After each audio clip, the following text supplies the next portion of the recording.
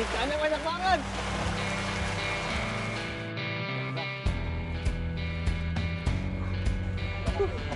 Habis nyari pasirnya, masih harus nanjak. Jalan sekitar 200 meter.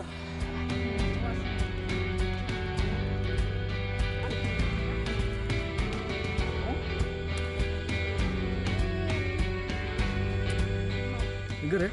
Obat apa? Obat sakit tenggorokan? Iya.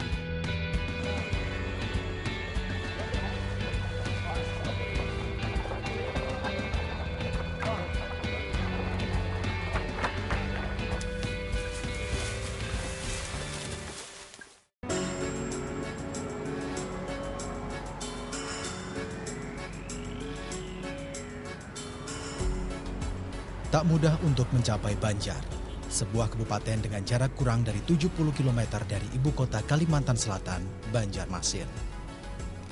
Terlebih dulu harus mencapai pelabuhan Tiwingan di desa Aranio. Pelabuhan yang kecil dan sangat sederhana, tempat warga mengarungi Riam Kanan. Setelah muatan penuh, kelotok alias perahu mesin sederhana pun segera berangkat. Nama Riam Kanan sudah tak asing di telinga banyak orang. Pusat proyek pembangkit listrik PM Nur ini memiliki luas lebih dari 8.000 hektar. Riam Kanan adalah bendungan terbesar di Kalimantan Selatan. Awal tahun 70-an, 9 desa sengaja ditenggelamkan untuk proyek pembangunan Riam Kanan yang digadang sebagai cikal bakal kelistrikan di Kalimantan. Riam Kanan terletak di Taman Hutan Rakyat Sultan Adam yang dilindungi sehingga sampai saat ini tak boleh ada pembangunan jalan darat. Kelotoklah yang setia menjadi teman warga menuju kota. Bisingnya mesin kelotok seakan lenyap ditutup pemandangan yang begitu luar biasa di Riam Kanan.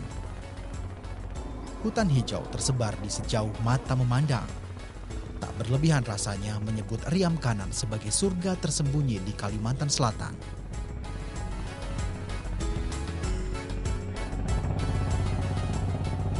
Ya pemirsa, saat ini saya sedang membelah Waduk Riam Kanan.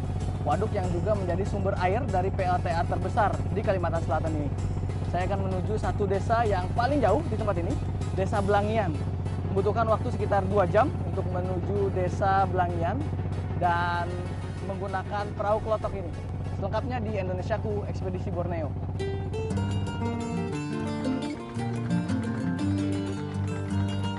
Letaknya yang paling ujung membuat tak semua kelotok memilih jalur ke desa ini.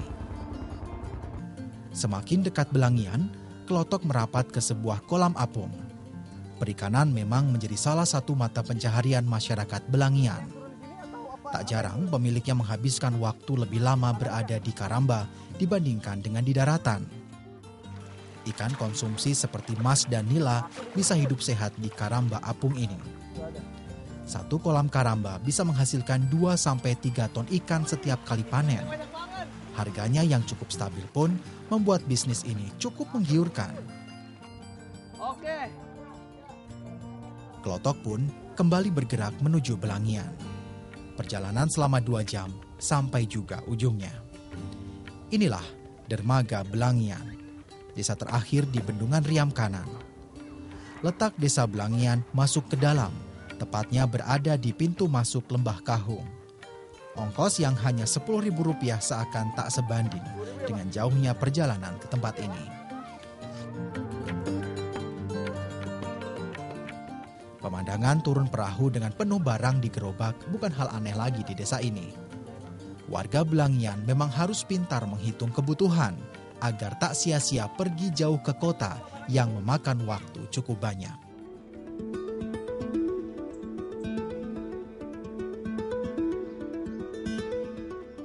Akhirnya, saya benar-benar sampai di Belangian. Pak Hasri mengajak saya melihat sisi lain masyarakat Belangian. Banyak warga laki-laki di desa Belangian sibuk membangun jembatan. 80% pembangunan jembatan dilakukan masyarakat desa. Mulai dari bahan hingga pengerjaan semua dikerjakan sendiri. jembatan sepanjang 30 meter yang nantinya akan menjadi jalan utama warga ke ladang mereka. Saat ini, masyarakat masih menggunakan rakit sederhana untuk menyeberang ke ladang. Tua dan muda bahu-membahu agar infrastruktur ini cepat selesai. Dengan kerja seluruh warga, maka dalam 3 bulan, jembatan kayu ini bisa selesai. Warga Belangian cukup beruntung karena sebagian besar bahan ada di tanah mereka. Seperti pasir yang hanya tinggal mengambilnya di anak sungai Kahung. Tenaga seluruh warga yang meluangkan waktu menjadi modal yang tak ternilai. Pak Tani, Pak, ini berapa banyak laki-laki yang ada di sini kira-kira nih? Warga desa sini? Ya kurang lebih 200 lah. 200? Pernah ada jembatan di sini sebelumnya? Oh, pernah? Pernah? Iya dari sini seberang. Tapi sekarang udah nggak ada. Kenapa itu? Jadi sudah habis. Habis sama? Nah, sama datangnya air bah. Air bah itu. Tahun berapa itu? Hancur. Tahun 2006 dari tanggal 6 2006. 2006 itu. Nah, 2006 itu hancur. hancur. Sekarang 2013 udah 7 tahun. Iya.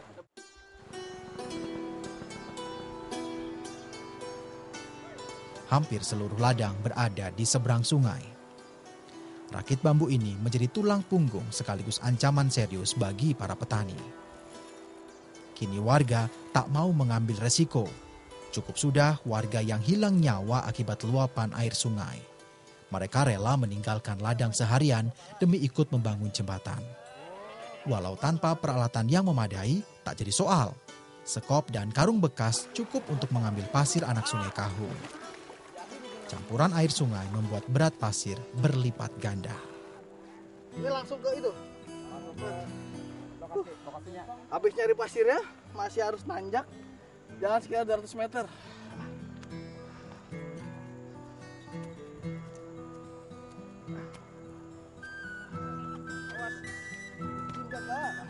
Satu lagi pekerjaan yang menguras tenaga. 200 meter yang tak mudah karena pasir bercampur air yang cukup berat. Kotor dan lelah harus dirasakan warga Belangian agar jembatan yang 7 tahun mereka impikan bisa segera terwujud. Berkejaran dengan waktu dan panas yang semakin terik. Tanpa dikomando, warga seakan sudah tahu apa yang harus mereka lakukan.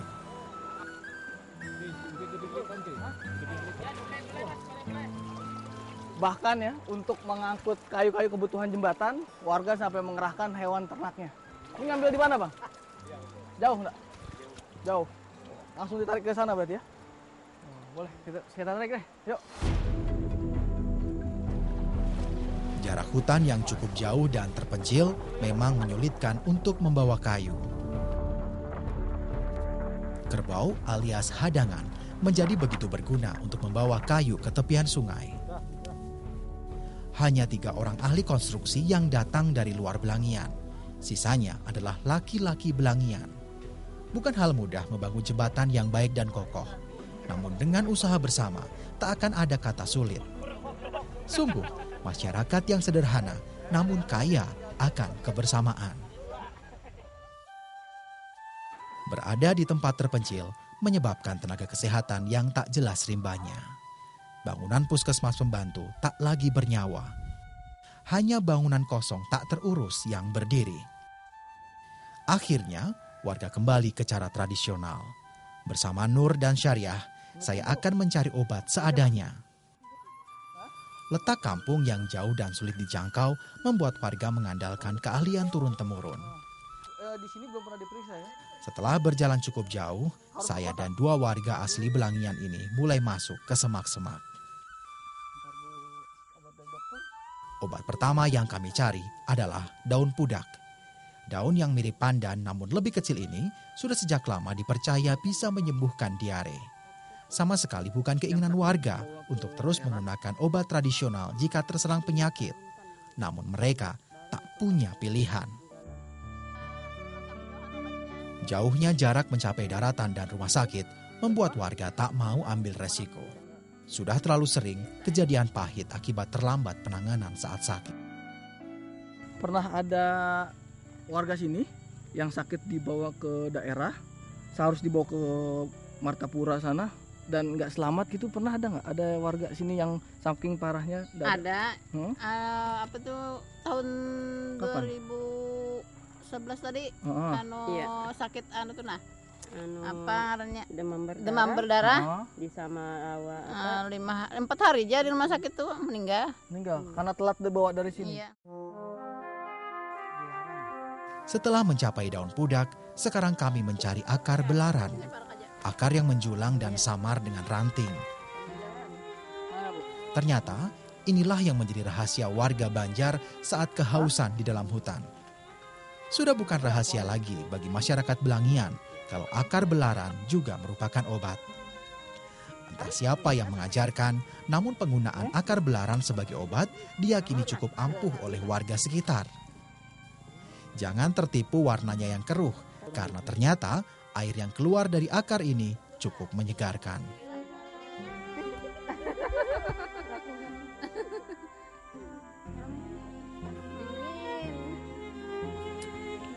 Seger ya.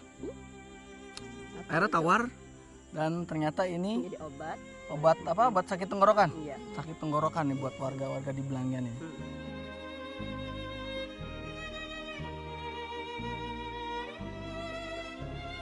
Untuk mengolahnya, sederhana saja. Tetesan akar belaran disaring terlebih dahulu agar tak ada kotoran yang ikut terminum. Kemudian langsung dihabiskan sekali teguk, sedangkan daun pudak sedikit lebih rumit. Daun yang biasanya digunakan untuk gangguan pencernaan ini terlebih dahulu untuk mengeluarkan warna hijaunya. Setelah diperas, air berwarna hijau inilah yang kemudian diminum. Walau lebih repot mendapat dan mengolahnya, warga sebenarnya lebih tenang menggunakan obat tradisional. Karena selain bersumber langsung dari Belangian, juga bebas dari efek samping. Sayangnya, hal ini tidak berlaku bagi penyakit yang membutuhkan penanganan serius tenaga medis. Mau rasa? Enggak. Kan yang sakit. Listrik desanya sudah dipadamkan. Tidak ada lagi suara TV, radio.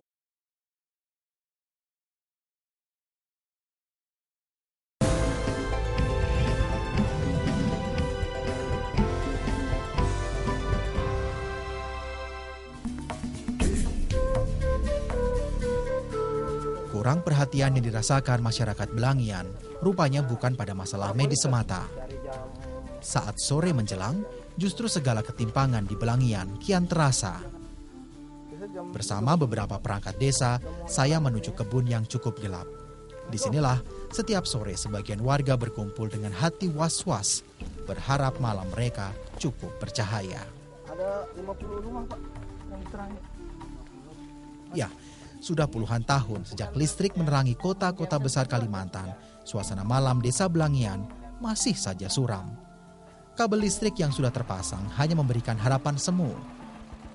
Sampai saat ini, mesin perahu usanglah yang menerangi lebih dari 60 rumah yang berada di desa Belangian. Namun keterbatasan justru melahirkan kreativitas. Pak Fardin, ini nggak bisa langsung hidup, Pak? Nggak bisa. Nah, emang mesinnya udah berapa lama umur ini? Ini sudah Beneran, 10 tahunan nih umur. Ini 10 tahun? Iya. Sering rusak nggak, Pak? Sering macet-macet rusak. Belinya kan ke kabupaten, ke Martapura. Belinya di kota? Iya, dengan jarakan 100 kilo ada? 100 kiloan. Terus Mobil, harga spare partnya berapa? harga spare partnya kalau dibandingkan Ada ongkos 500 ribu? mungkin sampai lebih daripada itu. Lebih? Iya. Sampai 1 juta buat pembiaya Iya, mesinnya 1 gitu? jutaan. 1 jutaan? Iya, untuk ganti semua alat di dalam spare part Itu semua urunan warga? urunan warga. Sungguh ironis, nasib masyarakat Belangian yang terpinggirkan. Sejak PLTA PM Nur di Riam Kanan beroperasi tahun 1973, sampai sekarang listrik masih menjadi mimpi. Pak, Bapak sendiri nggak pernah coba minta gitu? Warga sini minta untuk didatangkan listrik gitu? Wah, kalau masalah meminta itu Pak, rasanya itu dari tahun 80-an sudah kita. Apa alasannya sampai nggak dikasih sampai sekarang itu? Ya, yang jelas itu kan katanya itu sampean ini kan penduduknya jauh. Nah, jadi kan kita nih penduduknya jauh dan sedikit, itu alasan mereka. Sungai Kahung yang sebenarnya menjadi tulang punggung Riam Kanan dengan debit air paling besar pun seakan tak berguna. Warga tak melihat keseriusan perusahaan listrik memasuki kampung mereka. Tinggal di sumber listrik rupanya tak menjadi jaminan akan terang benderang di malam hari. Alat sederhana yang sudah begitu usang ini menjadi saksi tak adilnya pembangunan di tanah Borneo.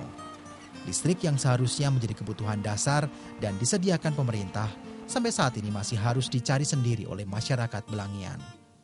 Harga bahan bakar yang selangit dan suku cadang yang kian langka membuat warga harap-harap cemas setiap malam.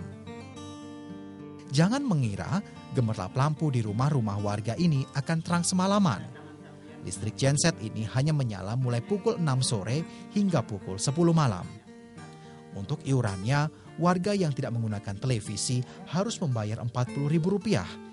Sedangkan mereka yang menggunakan televisi dikenai biaya Rp60.000 per bulan. Hingga kini, kewenangan pengadaan listrik masih berada di tangan PLN. Pemerintah daerah hanya bisa mendorong agar segera ada kebijakan PLTA PM Nur memasukkan sambungan listrik ke Belangian. Sebenarnya tahu nggak sih pemerintah kalau di sana tuh belum masuk listrik? Ya, memang listrik itu menjadi masalah di sekitar danau situ karena jumlah jumlah pelanggannya menurut PLN kalau dipasang itu menjadi kurang. Tetapi hasil rapat minggu kemarin kita mencoba memperjuangkan di PLN agar itu diutamakan karena dia berada pada lumpung listrik gitu.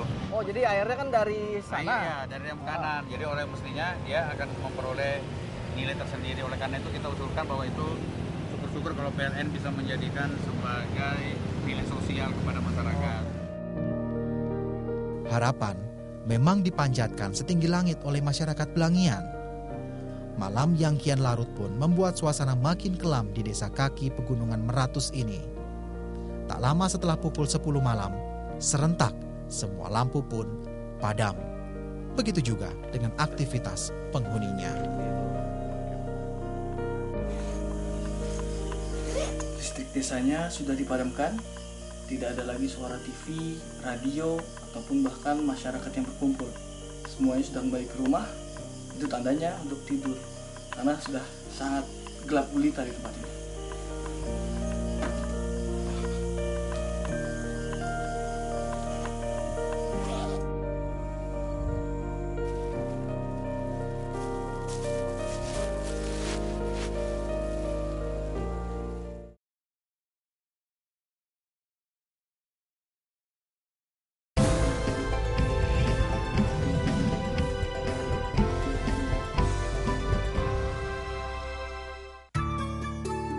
Pagi selalu membawa harapan baru bagi siapa saja.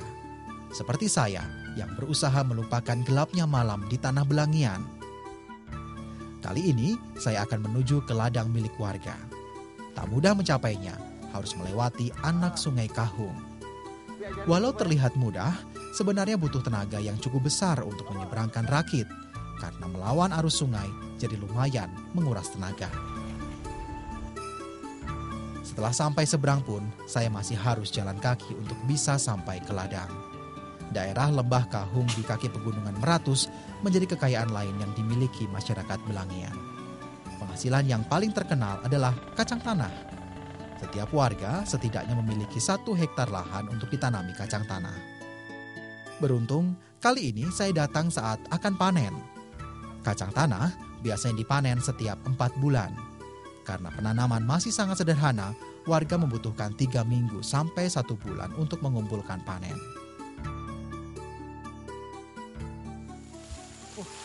Hebatnya kacang-kacang di desa Belangian ini, mereka tumbuh tanpa pupuk. Iya. Hanya tanahnya aja karena saking suburnya. Ini Pak, benar emang nggak pakai ini? Benar nggak pakai pupuk. Terus tanamnya gimana? Hah? Tanamnya? Tanamnya ini kita pakai atak itu kan. Langsung aja taruh. Iya. Langsung. Terus ditinggal aja. Iya, ditinggal. Oh, tumbuh dia nggak, kan biasanya kan harus disemprot pupuk dulu. Enggak ya? Pakai pupuk banget. Nah Pak, kalau kacang ini nih dijual sampai mana aja Pak? Sampai Banjarmasin, Samarinda. Samarinda sampai? Iya. Kalau sampai Palangkaraya? Bisa sampai juga. Sampai juga? Sampai. Dijual berapa? 1 1 kilo, kalau kita 1 kilo itu karena itu kan rahasia perusahaannya Oh. yang beli. Tapi kalau kita per kaleng. Per kaleng Iya. itu yang 5 kiloan ya. Iya. 5 kiloan berapa?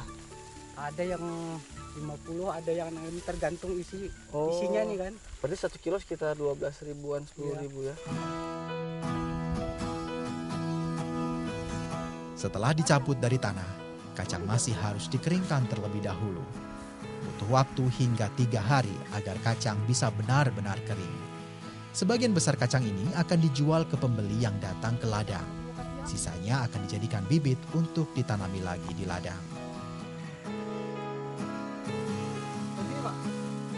Merontokkan kacang cukup dengan tangan karena tidak tersedianya alat yang lebih modern.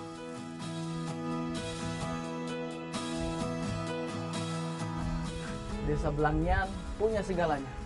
Tempat yang indah, tanah yang subur, dan juga air yang melimpah. Namun ada satu hal yang mereka harapkan dan puluhan tahun menjadi mimpi mereka, sambungan listrik. Karena memang di tempat ini masih menggunakan listrik swadaya dan seadanya. Padahal waduk Riam Kanan yang begitu megah menggunakan air yang sebagian besar datang dari Belangian. Entah sampai kapan mereka terus berharap karena sudah 40 tahun desa mereka terus gelap. Dan entah juga sampai kapan mereka bisa berharap pada pemerintah yang seharusnya memberi mereka penerangan. Demikian Indonesiaku Ekspedisi Borneo kali ini. Semoga bermanfaat dan sampai jumpa.